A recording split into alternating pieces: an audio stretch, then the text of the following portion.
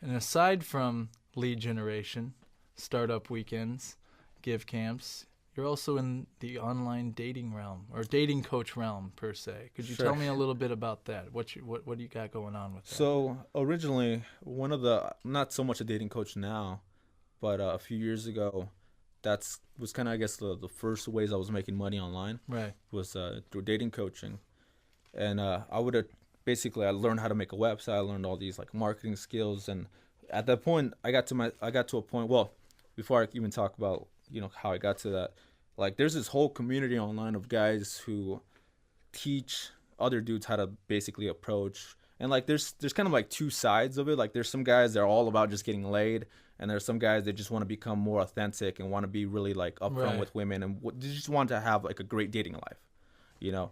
So when I first got into it, there was a lot of like the kind of sleazy pickup artists, like Snake oil seduction. salesman. Yeah. Yeah, and it was just like some of that stuff like didn't really appeal to me and my values and where I was at. Like, but it was interesting that okay, these guys figured out how to because I used to be like very shy, introverted. Like if I saw a really cute girl, I'd get like really insecure and shy, and but it was fascinating to me that like okay, you can actually learn these skills. I'm like you can actually learn how to overcome like these like like Absolutely. negative emotions and barriers that are holding most guys from just like talking to girls. The comfort zone, if you will. Yeah, Right. just being able to get comfortable with the uncomfortable. And so I studied it for myself and spent some time learning it.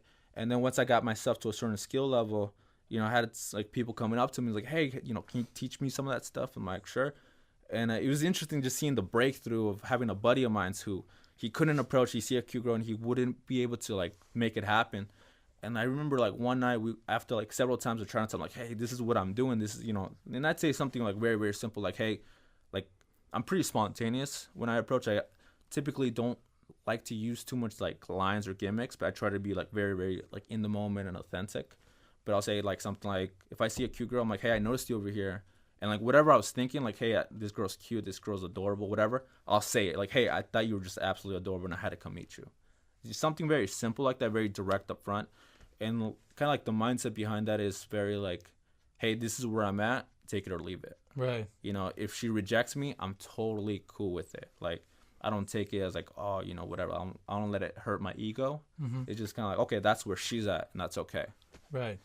Well, I think part of it is being able to take rejection, but when you do attempt, if you will, not do it in the type of sleazeball way you were talking about, but maybe a little more well-mannered, professional, confident way. And like you Sure. said, it's just kind of like all the cards are out on the table. But even doing that exercise, I could see, people just getting out of their comfort zone that way, and it's going to help them in the long run anyway.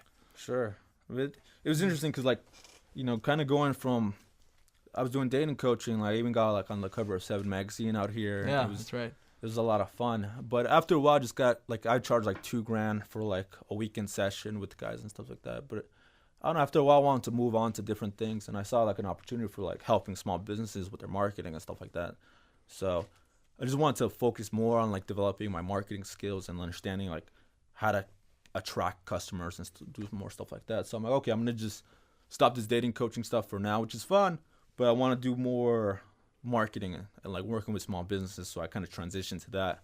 So from there, I've been doing lead generation for a good time now.